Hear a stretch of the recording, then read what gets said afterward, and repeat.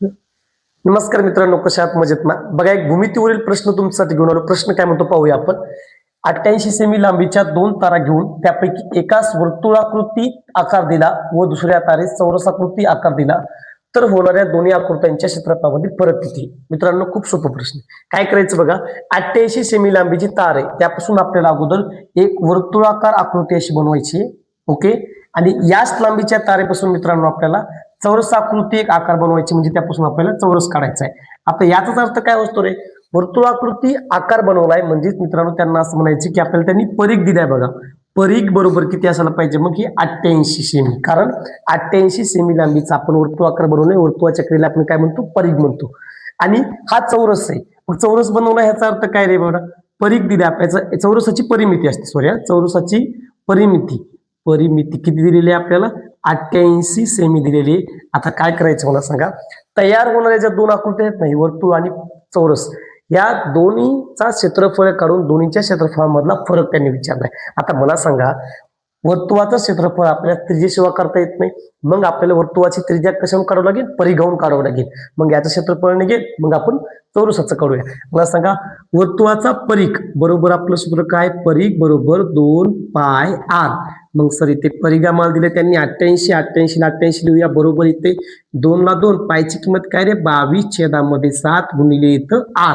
आता मला सांगा, 88 इकडे 7 गुणाकारामधले इकडे आल्यानंतर काय होतं? भागाकारामधले 7 इकडे आल्यानंतर गुणाकारामध्ये जातील, आणि इकडचे 22 गुणिले 2 गुणाकारामध्ये, या बाजूला आल्यावर भागाकारामध्ये 22 गुणिले 2 म्हणजे आपली रेडियस त्रिज्या मिळून जाईल. 22 एके 22, 22 चौक 88, आणि बे एक बे, बे दोन्ही 4, 7 दोन्ही 14, म्हणजे सर r बरोबर आलं 14. त्रिज्या मिळाली मित्रांनो 14. आता मला सांगा, यावरून आपल्याला काय रे? क्षेत्रफळ काढता येईल. मग आता वर्तुळाचं क्षेत्रफळ बरोबर काय रे? पाय r वर्ग. आता मला सांगा, बरोबर पायची किंमत किती? परत इथं 22/7 गुणिले r किती? 14, आणि 14चा वर्ग, त्यामुळे आपण डबल लिहू 14 गुणिले 14. इथे बघा, आता 7 एके 7, 7 दोन्ही 14. ओके, मग इथे 22 दोन्ही 44, 44 गुणिले 14, 44 गुणिले 14 आपण या बाजूला करू. ओके, 44 गुणिले 14, 14 चौक 56 6, 8 आली 5, परत 14 चौक 56, 56 आणि 5 किती रे? 61. 616 वर्तुळाचं क्षेत्रफळ यायला पाहिजे 616 चौसेमी. आता हे झालं 616 वर्तुळाचं. इथं लिहून घे तुम्ही, याचं क्षेत्रफळ बरोबर 616, हे लक्षात राहू द्या. आता काय करायचं? आपल्याला चौरसाचं क्षेत्रफळ काढायचं. हे अगदी सोपं आहे. मला सांगा, चौरसाची परिमिती 88 सेमी दिली, याचा अर्थ चारी बाजूची बेरीज 88 सेमी, आणि चौरसाच्या चारी बाजू काय असतात रे? सारख्या असतात. मग चारीची 88 एखादी किती येणार? 22 येणार सरळ सरळ. ओके, मग ही 22, ही 22, ही 22 आणि ही 22. चौरसाचं क्षेत्रफळ फक्त बाजूचा वर्ग, एवढं सोपं आहे.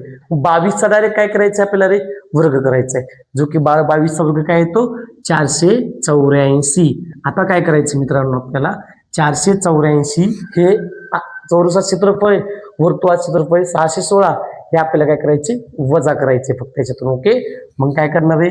616 वजा 484. चला बघा बरं, आता 6तून 4 काढले किती रे? 2 राहिले. ओके, मग 1तून 8 जात नाही, हे इकडे घ्या, इथं राहिले 5, 11तून 8 काढले किती रे? 3, आणि 5तून 4 काढले किती राहिले? 1.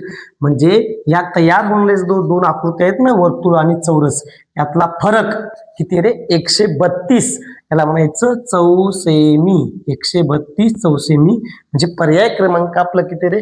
1 आहे. बघा मित्रांनो, प्रश्न थोडासा मोठा आहे, पण समजून घेतलं ना खूप सोपं आहे. बघा, थँक्यू.